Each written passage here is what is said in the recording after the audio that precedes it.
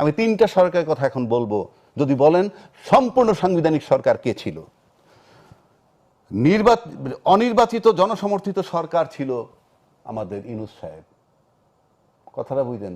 অনির্বাচিত জনসমর্থিত অসাংবিধানিক সরকার ইউনূস।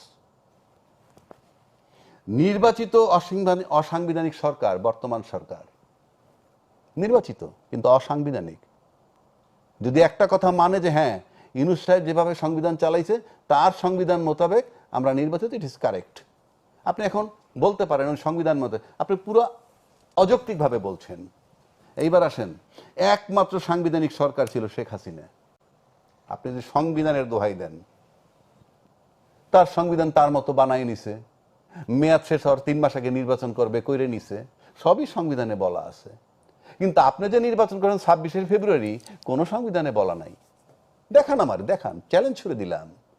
ওই সংবিধান ব্যাখ্যা করে আমার বুঝাই দেন, আপনি সংবিধানের 2026-এর ফেব্রুয়ারিতে নির্বাচনটা কোন সংবিধানে পাইছেন দেখ।